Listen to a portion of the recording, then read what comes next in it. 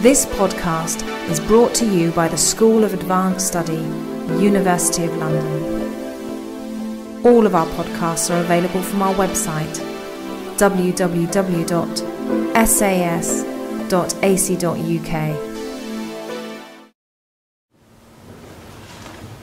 So apparently we're going to be missing part of the script, but I'll try not to sit down for it. So, without any further ado, I'm Kasper, Rasmussen. I changed universities in the meantime, but no matter. So I'm going to be talking about JFKs German policy and the men who made it.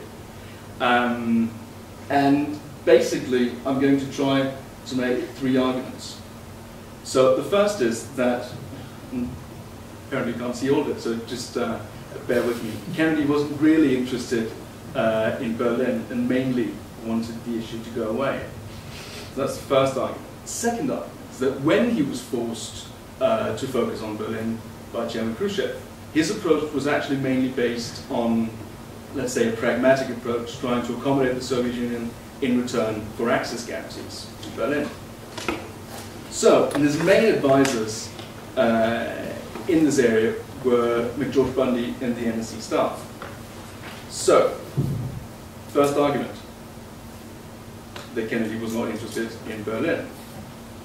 He was actually much more interested in nuclear weapons. They constituted, perhaps you talked about it earlier, the sort of core of his foreign policy interests.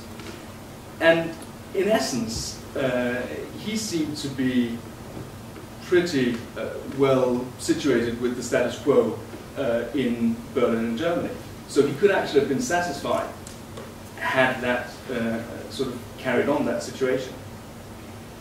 But they also obviously knew that a crisis was coming, seeing as how it was only sort of, Khrushchev had already said in May of 1960 that he would sort of wait to press the issue for the next president. So it was basically a wait and see, and he wasn't really anxious to get on with it. So that was the first argument, that he really wasn't interested in Berlin. But obviously, the Vienna summit changed all that. It sort of brought the crisis to the forefront. And after the Vienna summit, I think one could successfully argue that Berlin and Germany were the most important foreign policy issues for Kennedy. And I would also argue, though I don't really go into it here, that it's more important than obviously Cuba. Cuba could be seen as a part of it, but also than the Vietnam War. So, when he was forced to deal with it, and this is sort of actually to show accommodation, although nothing happened of the sort. They didn't really sort of get on. This is from the Vienna summit. It was just to show a meeting of the two where they actually looked happy. The approach was sort of pragmatic, saying, why don't we try and see if we can get this area to go away in a mutually agreed upon manner. So the basic idea was to employ a carrot and stick approach. The carrot was saying, well, listen, if you'll only guarantee what came to be known as the three essentials, access, presence, and viability for Berlin, or West Berlin, can always be debated, we're willing to negotiate the broader contours of a German question. Obviously, if you're not saying to Khrushchev, if you're not prepared to go along with this, then we make military preparations in order to provide an incentive. So, that was argument number 2. Argument number 3 is where we get to McGeorge Bundy, and we can. He's half there. Oh, he's half there, yeah. And there he is on the cover of Time, Time magazine. So the argument here is that he and the NSC staff were Kennedy's main advisors on this issue. So the NSC staff obviously was originally designed to be something completely different, namely an administrative support unit to the National Security Council. But under Kennedy, he employed them as a personal presidential foreign policy staff, and also obviously changed the makeup of the staff completely. So some would argue it was only left as an NSC staff in name. It was really White House staffers.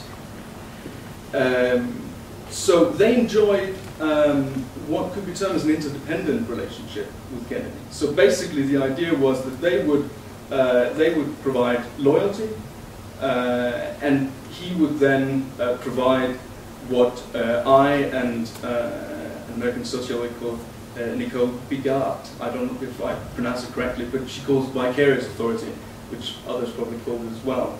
So basically that they, because the staff had no statutory authority like, let's say, the State Department or others, would act only on a presidential mandate.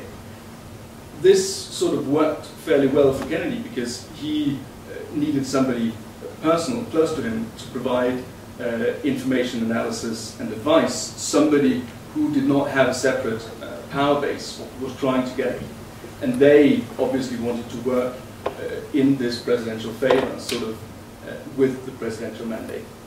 So, their rise to power, spring of 1961, was mainly sort of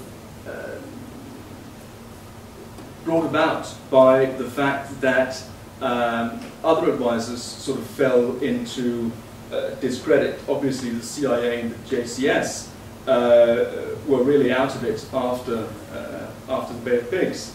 The State Department, some would argue, had never really been in because Kennedy was probably fairly biased towards them from the beginning. He felt it was an institution that lacked innovation and action. Now this doesn't mean, and I think it's sort of fairly important to state, that he did not have very good dealings with some State Department officers, but at an institutional level, and especially at the level sort of with the Secretary, with Dean Rusk, he really tried to keep them out of it, as it turned out. He did say that he tried, and they said that all the NSC staff were supposed to do was sort of get the State Department to actually do something. But I think it actually meant that they were supposed to make the big plans in the White House and then have the State Department carry it out, which obviously the State Department was not completely pleased with. So this carrot and stick policy was actually was a Bundy design. Now when I say this, it's perhaps not completely true, as I mean it is a fairly common notion. So it was, I mean, it might have been designed by somebody else or thought about by somebody else. It might also have been in Kennedy's mind. We know that Bundy sort of wrote a blueprint of this in early June of 1961. But what he did afterwards was he created a framework in which it could be realized. And I think here is sort of some of the important things of Bundy and the NSC staff's role in foreign policy and Berlin policy in particular, is that it was not certain that they wrote every important memoranda or that they designed every new policy angle. But they sort of worked at it, they analyzed it, they talked it over with the president, they were confidants. So they were sort of a medium, they were policy shapers in that sense. This, I mean, after Kennedy's July speech, the greater emphasis came on accommodation, saying, well, listen, we really have to do something because otherwise it's going to go haywire. So we need to reach out to the Soviets and saying, well, this was even before the war, can we sort of accommodate you in some sense? Will you just guarantee the access rights primarily? Which of course was, I mean, one of the problems that they never really got these actual guarantees. So here they really clashed with the departments, the State Department's Bureau of European Affairs. So that was especially Assistant Secretary Foy Kohler and the sort of director of the German desk, Martin Hillenbrand, who really thought that all this meddling by the White House staff was completely uncalled for. But basically, we can see that it wasn't just sort of a turf war. There was a real policy difference. So the State Department really wanted this sort of rights-based approach. We're in Berlin by right of conquest of the Second World War. We can't just give it up. Plus, we have responsibilities to the Allies, where the Vienna said, well, listen, we have to find some kind of pragmatic way to get out of this. So basically, one could say there was sort of a legal / diplomatic approach versus a political approach. So, just to sort of carry on the end of this, Bundy actually went further than has usually been acknowledged, in the sense that he was actually developing the negotiating platform that was supposed to be implemented in the talks between Secretary Rusk and Foreign Minister Gromyko. Now, Rusk sort of started and implemented it, but obviously it became clear that in April of, I think April of '62, the talks stopped because the Soviets weren't really interested. They had already planned for Cuba, and they sort of wanted to make this last push.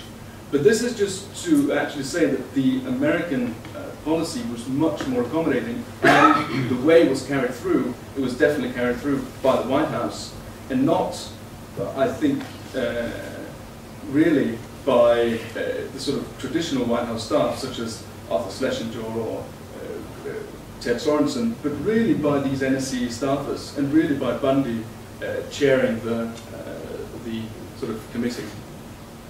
So, just to end up here very briefly on the conclusions. So basically I made 3 arguments saying that he really didn't care about Berlin, and saying that the real priority for JFK, I think, is true, was nuclear weapons. So the fact that Berlin could be handled and was important, it was only as a measure of actually getting to, I mean, the eye was on the prize, and it was what became, of course, the limited test ban treaty.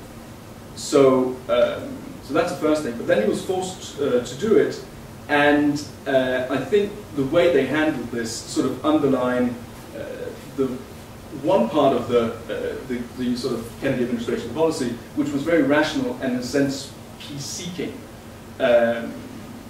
Now, the third thing, which, and I didn't do sort of proper introductions, but I just finished my PhD on this, and on this particular matter especially. The third one is that the NSC staff has sort of gotten a bad name, so I would say, or at least they've been very much connected with Vietnam and sort of dreadful foreign policies. And this is sort of to show, to contribute to historiography, that they really behaved differently in this policy area, and they really drove the sort of rational peace-seeking aspect of the Kennedy administration here. So I think that's sort of the main contribution of my talk, or what I wanted to mainly say today. Okay, thank you. Thank you so much.